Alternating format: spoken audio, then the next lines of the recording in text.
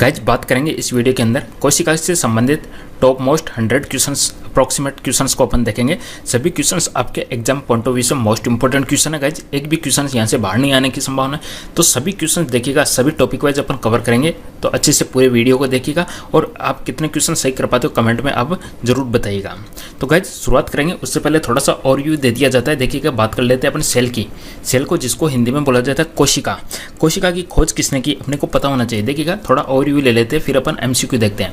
कोशिका की खोज सन 1665 के अंदर रॉबर्ट हुक ने की थी। देखिएगा, रॉबर्ट हुक ने 1665 के अंदर की थी, लेकिन उन्होंने मृत कोशिका की खोज की थी।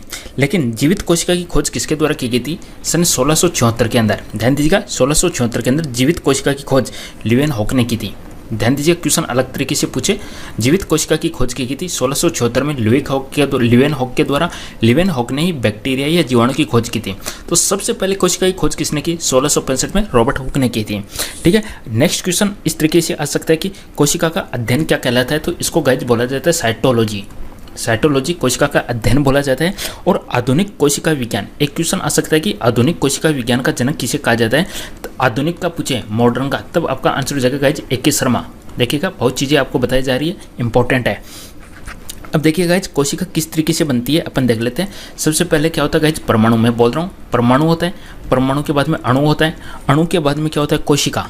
परमाणु, परमाणु से अणु, अणु से कोशिका, कोशिका से उत्तक बनता है, उत्तक से अंग बनता है, अंग से तंत्र बनता है गाइज, तंत्र से शरीर बनता है और शरीर से समुदाय बनता है, समुदाय से जनसंख्या बनती है, जनसंख्या से अपना जो इकोसिस्टम होता है, पारिस्थितिकी तंत्र है, वो बनता है और पारिस्थितिकी तंत्र से जैवमंडल बनता है। इस तरीके से आपको थोड़ा बहुत एक बेसिक आइडिया होना चाहिए। परमाणु से अणु, अणु से कोशिका, कोशिका से उत्तक, उत्तक से अंग, अंग से तंत्र, तंत्र से शरीर, शरीर से समुदाय, समुदाय से जनसंख्या, जनसंख्या से पारिस्थितिकी तंत्र और बाद में जैवमंडल। देखिएगा, बहुत चीज़ें बता दी गई यहाँ पे। 1665 में रॉबर्ट हुक ने खोज की थी, 1674 में ल्यूएन हुक ने जीवित कोशिका के अंदर इसका पता लगाया था। कोशिका का अध्ययन कहलाता है साइटोलॉजी। और जो आधुनिक की बात करें, आधुनिक कोशिका विज्ञान का जनक की बात करें तो गाइज ए.के. शर्मा होता है। ये सब इंपॉर्टेंट है। आगे कुछ चीज़ें और है गाइज। कुछ चीज़ें क्या है देखिएगा, कुछ चीज़ें क्या है कि कोशिका के प्रकार पूछ लिए जाए तो कोशिका के प्रकार दो प्रकार के होते हैं। एक तो होती है प्रोकैरियोटिक सेल होती है, एक गाइज होती है यूकैरियोटिक सेल होते हैं। दोनों में क्या होता है? प्रोकैरियोटिक सेल की बात करें तो गाइज इसके अंदर केंद्रक है अनुपस्थित होता है, केंद्रक एब्सेंट होता है। इसके एग्जाम्पल की बात करें तो अपना जो गोल्जी काय हो गया, माइटोकॉन्ड्रिया हो गया, तारकाय हो गया, ये सभी इसके एग्जाम्पल है। यूकैरियोटिक की बात करें तो गाइज इसके अंदर अपना जो केंद्रक है वो उपस्थित होता है। एग्जाम्पल की बात करें तो ये हो गया अपने सेवाल वगैरह। अब गाइज ये हो गया थोड़ा सा कोशिका का ओवरव्यू हो गया। अब हम कुछ एमसीक्यू देख लेते हैं। देखिए गाइज, पहला क्वेश्चन क्या है आपके सामने? निम्न में से किसे कोशिका का शक्तिगृह भी कहा जाता है? कोशिका का शक्तिगृह किसे कहा जाता है guys? Power house of cell किसका किसे कहा जाता है? चार ऑप्शन आप लोगों के सामने है। कोशिका का शक्तिगृह हमेशा कहा जाता है माइटोकॉन्ड्रिया को। और गाइज माइटोकॉन्ड्रिया को हिंदी के अंदर बोला जाता है सूत्रकणिका। ध्यान में रखिएगा, हिंदी टर्म्स भी आपको ध्यान में रखनी है, इंग्लिश टर्म भी आपको ध्यान में रखनी है। तो माइटोकॉन्ड्रिया को कहा जाता है कोशिका का शक्तिगृह। आंसर हो जाएगा यहाँ पे option number B correct answer हो जाएगा। गाइज आपको कमेंट करके बताना है कि आप टोटल क्वेश्चन में से कितने क्वेश्चन सही कर पा रहे हो। नेक्स्ट क्वेश्चन आप लोगों के सामने है। निम्न में से कोशिकाओं को आतंकवादी बैग भी कहा जाता है। देखिए, ऑप्शन में से बताना है कि गाइज सुसाइड बैग या आतंकवादी थैली किसे कहा जाता है? चार ऑप्शन है, लाइसोसोम, राइबोसोम, डिक्टोसोम या फेगोसोम्स। आत्महत्या की थैली, आत्मघाती थैली, आत्महत्या की थैली या सुसाइड बैग किसे कहा जाता है गाइज? आंसर हो जाएगा यहाँ पे लाइसोसोम। लाइसोसोम को कहा जाता है सुसाइड बैग। गाइज वीडियो को लाइक शेयर कर दीजिएगा, चैनल को सब्सक्राइब कर लीजिएगा आप लोगों ने नहीं किया हो तो। नेक्स्ट क्वेश्चन आप लोगों के सामने है। निम्न में से कौन सी कोशिका अंग वनस्पति और पशु कोशिका दोनों में उपस्थित होती है? देखिएगा, कौन सा कोशिका का अंग है जो वनस्पति के अंदर भी पाया जाता है, यानी जो पेड़ पौधे की कोशिका होती है उनके अंदर भी पाया जाता है, और जंतु कोशिका होती है या पशुओं के अंदर पाए जाने वाली कोशिका होती है, दोनों के अंदर पाया जाता है। कुल मिला के आपको बताना है कि कोशिका का कौन सा हिस्सा है जो जंतु कोशिका के अंदर भी पाया जाता है और वनस्पति पादप कोशिका के अंदर भी पाया जाता है। चार ऑप्शन है, कोशिका भित्ति, लवणकाय, हरित लवक, सूत्रकणिका।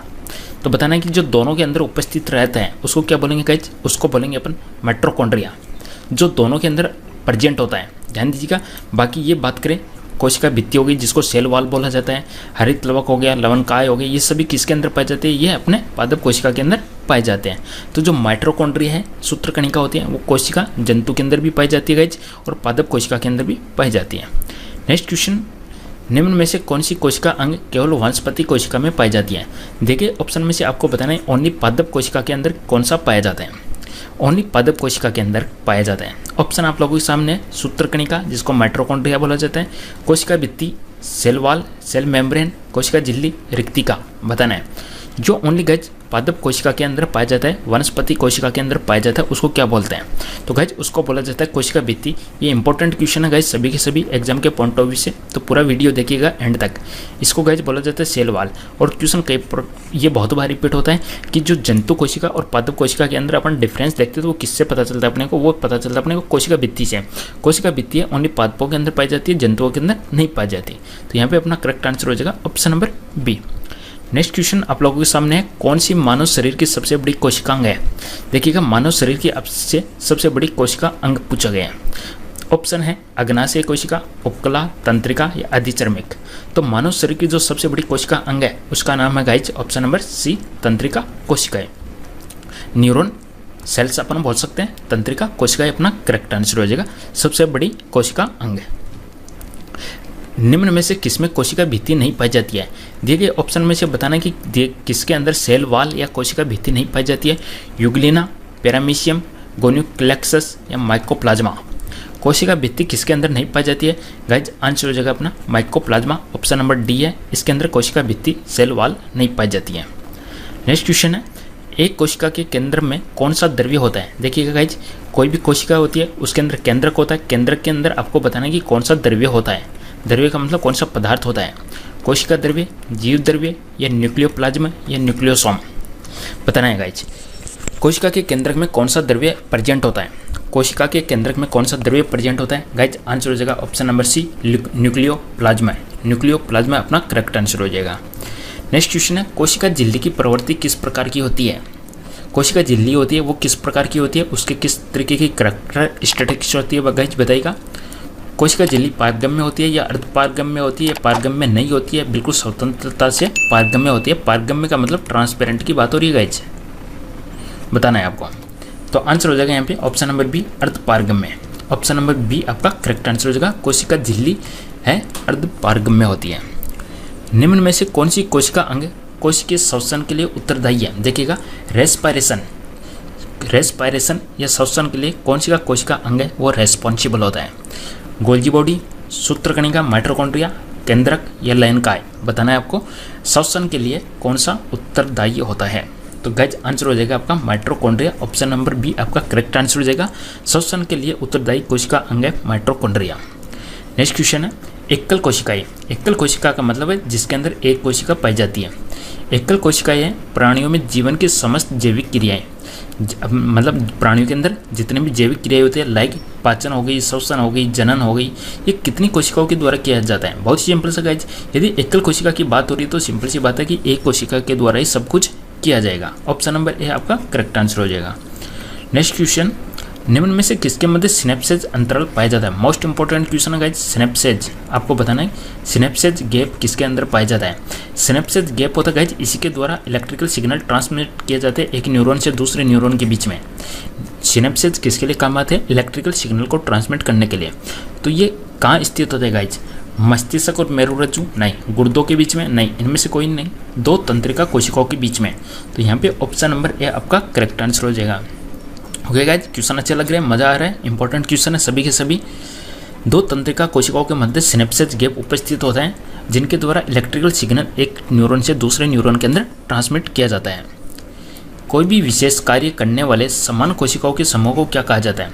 कोई एक विशेष कार्य, देखिएगा इंपॉर्टेंट क्वेश्चन है गाइज, कोई एक विशेष कार्य करने वाले समान कोशिकाओं के समूह को क्या कहा जाता है? उत्तक, अंग, अंगतंत्र या कोशिकीय संरचना बताइएगा। कोई भी एक विशेष कार्य करने वाले समान कोशिकाओं के समूह को क्या कहा जाता है? तो गाइज उनको बोला जाता है उत्तक। आंसर हो जाएगा अपना ऑप्शन नंबर ए। उत्तक किससे मिलकर बनता है? तो गाइज उत्तक मिलकर बनता है कोशिकाओं से, कोशिकाओं के मिलने से बनता है उत्तक। देखिएगा परमाणु, परमाणु मिलकर अणु बनाते हैं, अणु मिलकर कोशिका बनाते हैं, कोशिका से उत्तक, उत्तक से अंग, अंग से तंत्र, तंत्र से शरीर, शरीर से समुदाय, समुदाय से जनसंख्या, जनसंख्या से पारिस्थितिकी तंत्र और पारिस्थितिकी तंत्र में बनाता है अपना जीवमंडल। तो कोशिकाएं मिलकर बनाती है उत्तकों। एक कोशिकीय जीव कैसे प्रजनन करता है? एक कोशिकीय जीव है उसके अंदर एक कोशिका पाई जाएगी, तो वो अपना जो प्रजनन है वो किस प्रकार से करेंगे? विभाजन के द्वारा या प्रजनन, संश्लेषण, विखंडन के द्वारा। एक कोशिकीय जीव किस प्रकार से प्रजनन करते हैं गाइज? वो विभाजन के द्वारा करते हैं। ऑप्शन नंबर ए आपका करेक्ट आंसर हो जाएगा। निम्न में से किस कोशिका अंग में, इंपॉर्टेंट क्वेश्चन गाइज, इसको है पायरुविक। पायरुविक अम्ल है दिए गए ऑप्शन में से आपको बताना है कि पायरुविक अम्ल टूटकर कार्बन डाइऑक्साइड कोमा जल CO2 जल प्लस एनर्जी में परिवर्तित हो जाता है। इंपॉर्टेंट क्वेश्चन गाइज, दिए गए ऑप्शन में से किस कोशिका अंग में जो पायरुविक अम्ल है वो टूटकर कार्बन डाइऑक्साइड, जल और ऊर्जा में परिवर्तित हो जाता है? ऑप्शन है कोशिका द्रव्य, केंद्रक, माइटोकॉन्ड्रिया या हरित लवक। आंसर हो जाएगा यहाँ पे ऑप्शन नंबर सी आपका करेक्ट आंसर हो जाएगा। गाइज मोस्ट इंपॉर्टेंट क्वेश्चन है ये एग्जाम के पॉइंट ऑफ व्यू से। पायरुविक अम्ल टूटकर CO2, H2O और एनर्जी में परिवर्तित हो जाता है कहाँ पे? माइटोकॉन्ड्रिया के अंदर। यदि माइटोकॉन्ड्रिया काम करना बंद कर दे तो कोशिका में कौन सा कार्य नहीं होगा? माइटोकॉन्ड्रिया जिसको पावर हाउस ऑफ सेल बोला जाता है, यदि ये अपना काम करना बंद कर दे तो कोशिका में कौन सा कार्य नहीं होगा? भोजन का अवकरण या ऑक्सीकरण या पाचन या अवशोषण? भोजन का ऑक्सीकरण। आंसर हो जाएगा गाइज यहाँ पे ऑप्शन नंबर बी। यदि माइटोकॉन्ड्रिया अपना काम करना बंद कर दे तो कोशिका में क्या होगा? फिर भोजन का ऑक्सीकरण नहीं हो पाएगा। नेक्स्ट क्वेश्चन है, फल और बीज को विभिन्न प्रकार के आकर्षक रंग कौन प्रदान करता है? देखिएगा अलग अलग फल है जैसे कि उनका हरा, लाल, पीला जो कलर आता है, इसी प्रकार से जो भी बीजों का कलर होता है ये अलग अलग कलर है किसके द्वारा प्रदान किया जाता है? ऑप्शन है ल्यूकोप्लास्ट, क्रोमोप्लास्ट, क्लोरोप्लास्ट या टोनोप्लास्ट। कलर किसके द्वारा दिया जाता है? अलग अलग कलर। ध्यान दीजिएगा गाइज, क्रोमोप्लास्ट के द्वारा दिया जाता है। मोस्ट इंपॉर्टेंट है, क्रोमोप्लास्ट के द्वारा अलग अलग कलर दिया जाता है। किसको? चाहे फल हो चाहे बीज हो, उनको क्रोमोप्लास्ट। पत्तियों का रंग हरा किसकी वजह से होता है? बताइएगा, पत्तियों का रंग हरा होता है किसकी वजह से होता है गाइज? क्लोरोप्लास्ट, टोनोप्लास्ट, ल्यूको या क्रोमोप्लास्ट। जो हरा कलर होता है गाइज वो होता है हरित लवक की वजह से, जिसको बोला जाता है क्लोरोप्लास्ट। क्लोरोप्लास्ट को हिंदी में अपन बोल सकते हैं हरित लवक। नेक्स्ट क्वेश्चन है, पादप कोशिका भित्ति मुख्यतः किससे बनी हुई होती है? पादप कोशिका भित्ति, सेल वाल। पादपों के अंदर जो सेल वाल होती है, ध्यान दीजिएगा जंतुओं के अंदर कोशिका भित्ति नहीं पाई जाती है, ओनली पादपों के अंदर पाई जाती है कोशिका भित्ति। मुख्यतः किससे बनी हुई होती है? लिपिड से, विटामिन से, सेलुलोज से या प्रोटीन से? पादपों के अंदर जो कोशिका भित्ति पाई जाती है गाइज वो सेलुलोज से मिलकर बनी हुई होती है। आंसर हो जाएगा अपना ऑप्शन नंबर सी। जिन प्राणियों में कोशिकाएं दो भ्रूणीय स्तरों में व्यवस्थित होती है उन्हें क्या कहते हैं? जिन प्राणियों के अंदर कोशिकाएं दो लेयर के अंदर प्रेजेंट होती है, दो एम्ब्रायो लेयर या दो भ्रूणीय स्तरों में व्यवस्थित होती है, उन्हें क्या कहते हैं? यदि दो लेयर के अंदर प्रेजेंट है तो उसको बोलने के हम द्विकोरिक। तीन लेयर के अंदर प्रेजेंट है, तीन भ्रूणीय स्तरों में प्रेजेंट है तो इसको बोल देंगे गाइज अपन त्रिकोरिकी। ध्यान रखना है, दो के अंदर द्विकोरिक, तीन के अंदर त्रिकोरिक। 80% से अधिक सेल में पाया जाने वाला पदार्थ कौन सा है? सेल के अंदर 80% से अधिक पाया जाने वाला पदार्थ क्या है कोशिका के अंदर? तो आंसर हो जाएगा यहाँ पे जल।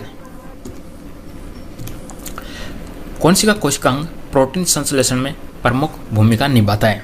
बताना है। प्रोटीन संश्लेषण में प्रमुख भूमिका निभाता है बताइएगा।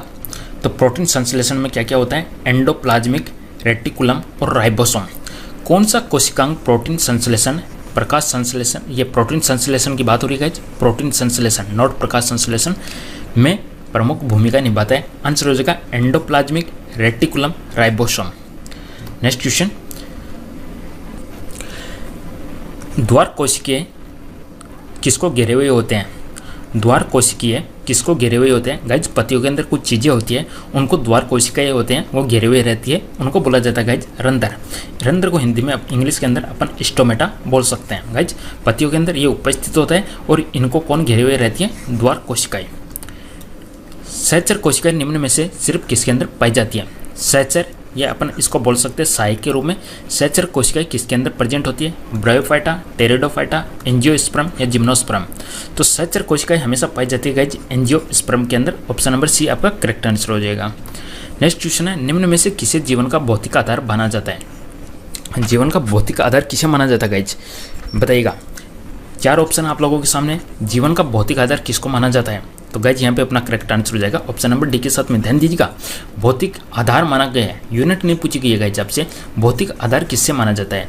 जीवन की भौतिक यूनिट क्या होती है इसको भी अपन देखेंगे, कमेंट करके बता सकते हो, आगे क्वेश्चन देखेंगे। जीवन का भौतिक आधार, तो आंसर हो जाएगा यहाँ पे जीव द्रव्य। बहुकोशिकीय जीव किसके द्वारा वृद्धि करते हैं बताइएगा। जैसे कि एक कोशिकीय जीव का अपन ने देखा विभाजन के द्वारा करते हैं, एक कोशिकीय जीव है वो विभाजन के द्वारा अपनी पॉपुलेशन बढ़ाते हैं।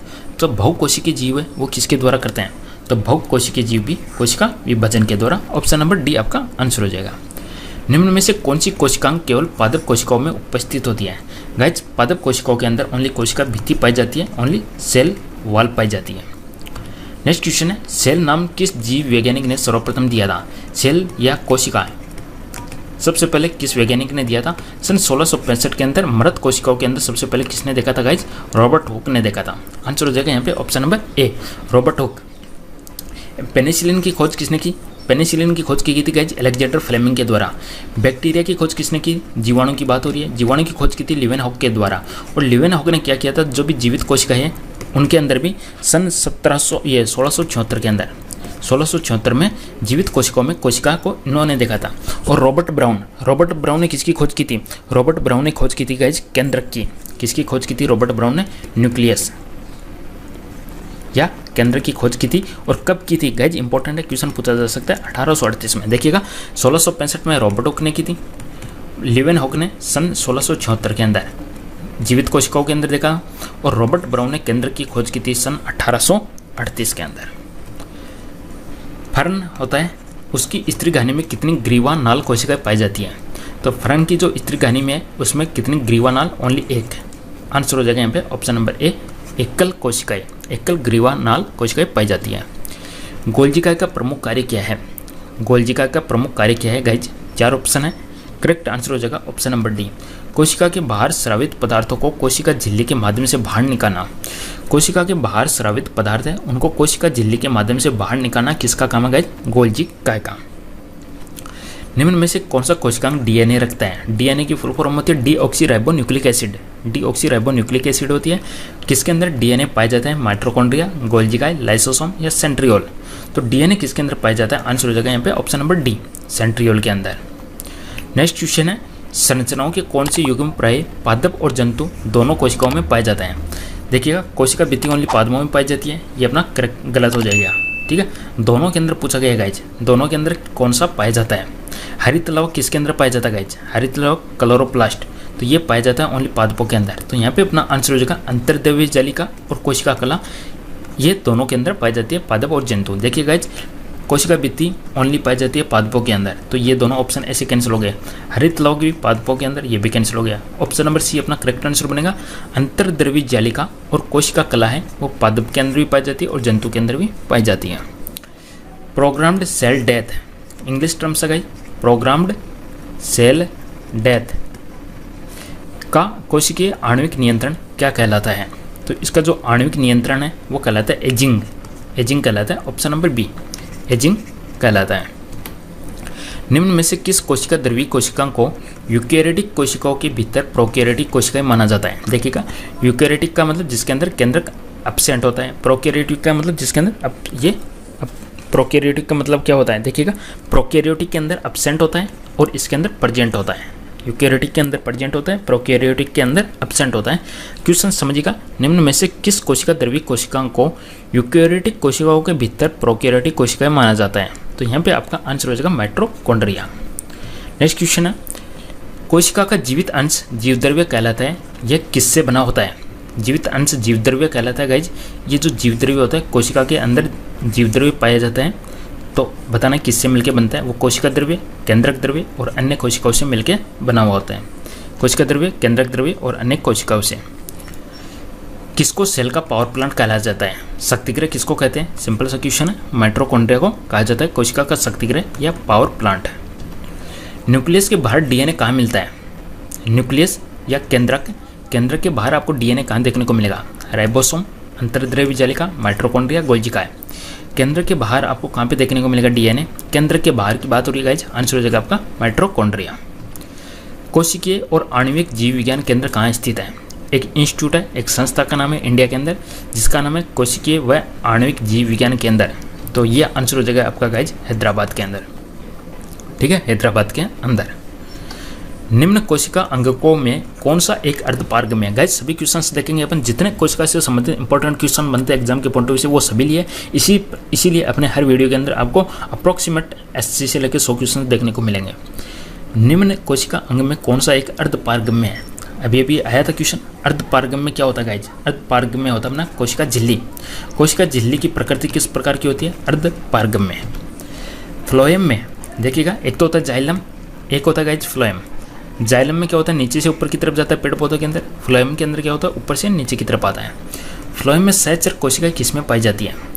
सहचर कोशिकाएं फ्लोएम के अंदर किसके अंदर पाई जाती है गाइज? वो पाई जाती है आवृतबीजी के अंदर, आवृतबीजी पादपों के अंदर फ्लोएम के अंदर सहचर कोशिकाएं पाई जाती है। फ्लोएम का काम क्या होता है? जो भोजन तैयार होता है पत्तियों के अंदर, उसको जड़ों तक पहुंचाना और बाकी अलग अलग जगह तक। कोशिका में निम्न में से कौन सी पाचन थैली कहलाती है? देखिएगा, सुसाइड बैग लाइसोसोम को कहा जाता है। डाइजेस्टिव बैग किसको कहा जाता है?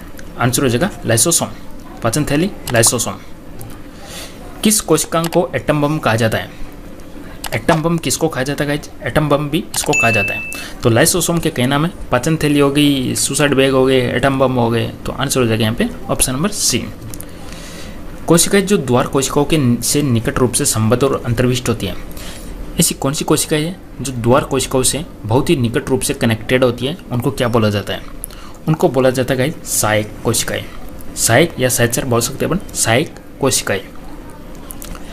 निम्न पोषकों में से कौन सा एक पौधों की कोशिका भित्ति का संरचनात्मक घटक है? देखिएगा, सेल वाल का जो स्ट्रक्चर है उसका मेन घटक क्या है? उसके अंदर सबसे मेन घटक क्या पाया जाता है पौधों के अंदर, कोशिका भित्ति के अंदर?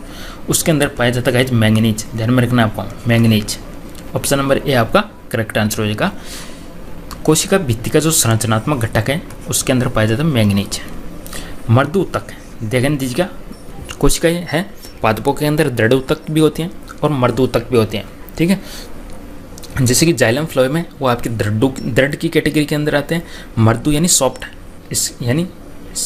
इसके अंदर अपन बात करें तो कई होते हैं स्क्लेरेंकाइमा, पेरेंकाइमा उनको बोलते हैं। तो मर्दु ऊतक कोशिकाएं जो कि कोशिकीय अजैव पदार्थ संग्रह करती है क्या कहलाती है? तो उनको बोला जाता है गाइज आइडियोब्लास्ट। इंपॉर्टेंट क्वेश्चन है ये, एग्जाम में बहुत बार देखने को मिला है। मर्दु ऊतक कोशिकाएं जो कि कोशिकीय अजैव पदार्थ संग्रह करती है, अजैव पदार्थ, उनको बोला जाता है गाइज आइडियोब्लास्ट। जीवाणु कोशिका में माइटोकॉन्ड्रिया की संख्या कितनी है? जीवाणु कोशिका के अंदर माइटोकॉन्ड्रिया की संख्या कितनी है गाइज? जीवाणु कोशिका यानी बैक्टीरिया के अंदर माइटोकॉन्ड्रिया की बात करें तो 0। ध्यान में रखना, 0। जीवाणुविक कोशिकाएं उसके अंदर क्या प्रेजेंट नहीं होता? जीवाणु कोशिकाओं के अंदर क्या प्रेजेंट नहीं होता? अभी हमने देखा माइटोकॉन्ड्रिया। जीवाणु कोशिकाएं होती है उसके अंदर माइटोकॉन्ड्रिया प्रेजेंट नहीं होता है। सबसे छोटा प्रोकैरियोटिक जीव कौन सा है? सबसे छोटा ज्ञात प्रोकैरियोटिक जीव कौन सा है? सबसे छोटा बताना आपको। माइकोप्लाज्मा, बैक्टीरिया, माइक्रोसिस्टिस या क्लोरेला? सबसे छोटा आंसर हो जाएगा माइकोप्लाज्मा, ऑप्शन नंबर ए। सबसे बड़ा एकोशिकीय जीव कौन सा है?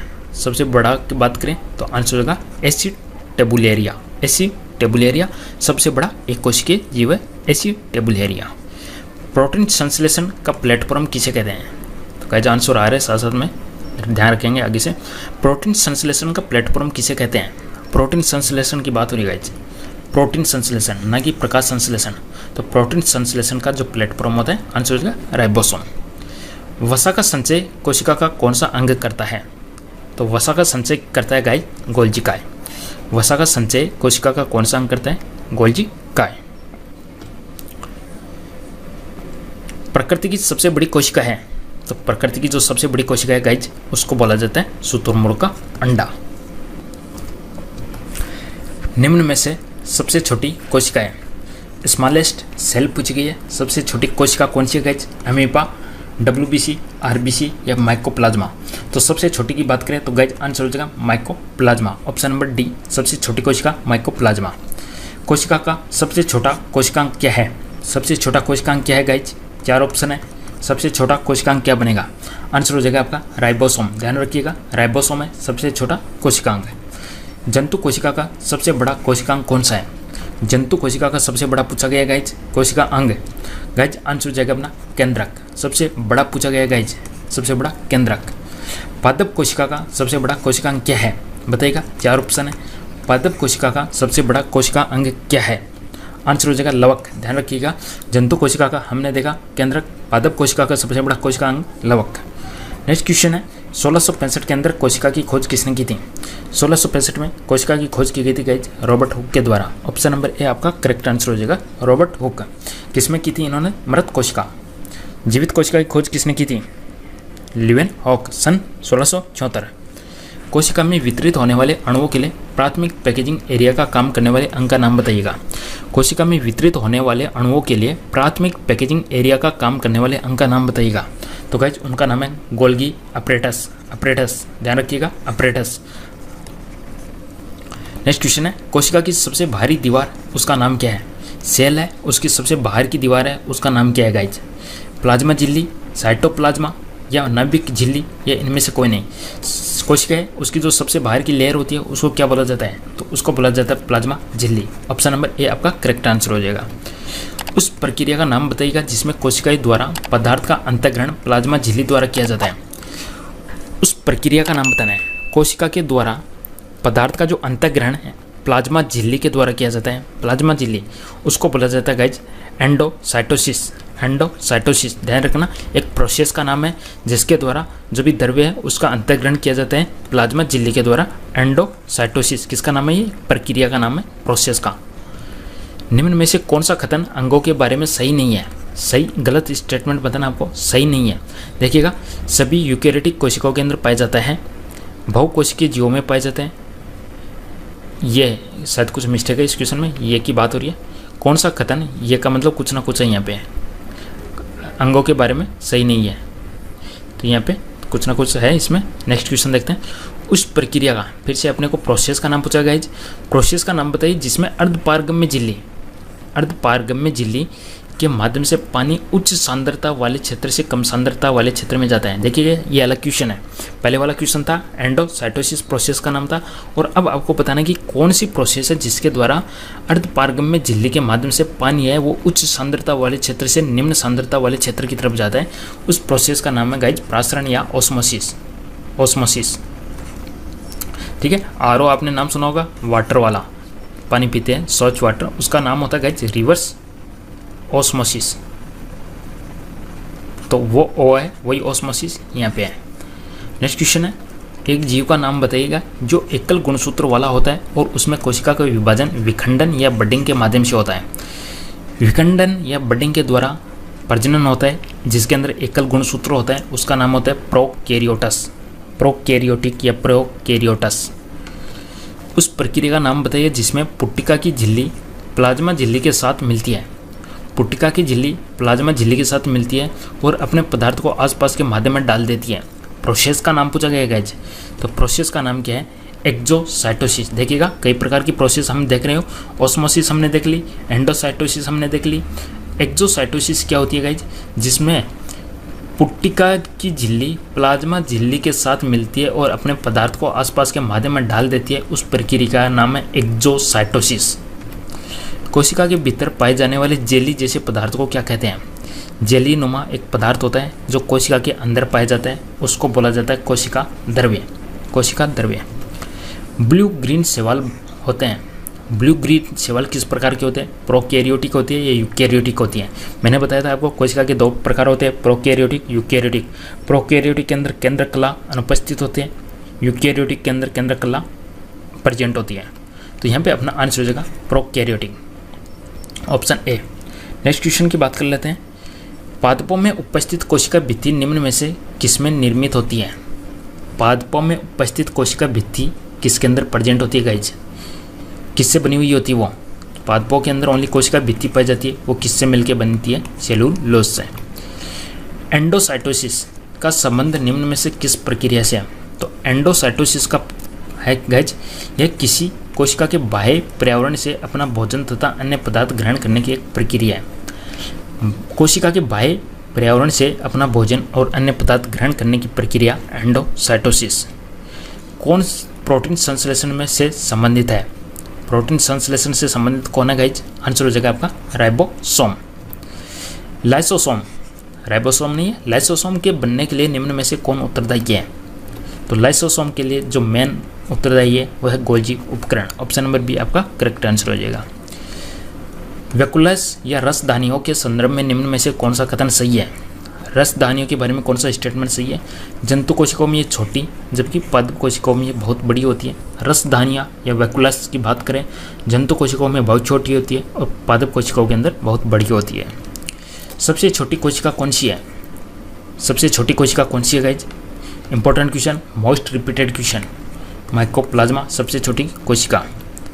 आरबीसी का जीवन काल कितना होता है? रेड ब्लड सेल्स जिसको बोला जाता है, लाल रक्त कणिकाएं होती है जिनका निर्माण बोन मैरो के अंदर होता है, ठीक है, प्लिया के अंदर जाके खत्म हो जाती है, प्लिया को कब्रिस्तान बोल सकते हैं। तो आरबीसी का जीवन काल कितना होता है? तो गाइज दिए गए ऑप्शन में से अपना करेक्ट आंसर हो जाएगा 20 से 120 दिन। कोशिका की आत्महत्या की थैली किसे कहा जाता है? आत्महत्या की थैली किसको कहा जाता है गाइज? लाइसोसोम को कहा जाता है। ऑप्शन नंबर ए आपका करेक्ट आंसर हो जाएगा। गोल्जी का मेन कार्य क्या है? श्वसन, कोशिका विभाजन करना, पाचक रस का उत्पादन करना या श्रावण करना? तो गोल्जी का प्रमुख कार्य है गाइज श्रावण करना। Option number D. निम्न में से कौन सा कोशिकांग डीएनए रखता है? किसके अंदर डीएनए प्रेजेंट होता है? डीऑक्सीराइबो न्यूक्लिक एसिड प्रेजेंट होता है गाइज। तो आंसर हो जाएगा माइटोकॉन्ड्रिया। ऑप्शन नंबर डी आपका, उसके अंदर डीएनए प्रेजेंट होता है। ये देखिएगा, जीवन की मूलभूत इकाई क्या है? जीवन की मूलभूत इकाई पूछी गई है। जीवन की मूलभूत इकाई क्या है? कोशिका, कोशिका से बनता है उत्तक, उत्तक से बनता है अंग। तो यहाँ पे अपना करेक्ट आंसर हो जाएगा कोशिका।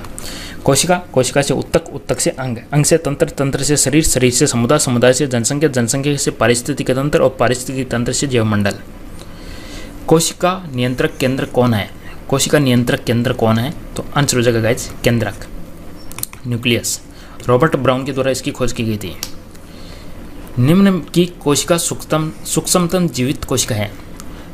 जीवित कोशिका और वो भी सूक्ष्मतम, तो क्या आंसर बनेगा गाइज? माइकोप्लाज्मा। ऑप्शन नंबर सी।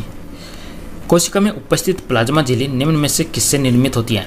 प्लाज्मा झिल्ली या प्लाज्मा मेम्ब्रेन, सेल मेम्ब्रेन, ये किससे मिलकर बनी हुई होती है? प्लाज्मा झिल्ली, प्लाज्मा मेम्ब्रेन किससे मिलकर बनती है गाइज? प्रोटीन से और लिपिड से मिलकर बनती है। प्रोटीन और लिपिड से मिलकर बनती है प्लाज्मा झिल्ली। तो गाइज ये था अपना सेल से रिलेटेड टॉप मोस्ट 80 क्वेश्चंस थे जो एग्जाम में पूछे जाने वाले हैं। मोस्ट इंपॉर्टेंट क्वेश्चन है, बार बार रिपीटेड क्वेश्चन है। इसी प्रकार से गाइज अपन पूरे topic wise important questions cover करेंगे। हर टॉपिक के बेस पे 82 लेके 100 तक जितने भी मोस्ट इंपॉर्टेंट क्वेश्चन बनते हैं। तो गाइज जुड़े रहिएगा चैनल के साथ में, सब्सक्राइब कर लीजिएगा, नहीं किया हो तो वीडियो को लाइक कर लीजिएगा, चैनल को सब्सक्राइब कर लीजिएगा। गाइज टेलीग्राम ग्रुप से आप ज्वाइन कर सकते हो जहाँ पे मोस्ट इंपॉर्टेंट आपको कंटेंट डिलीवर किया जाता रहेगा। Thank you for watching.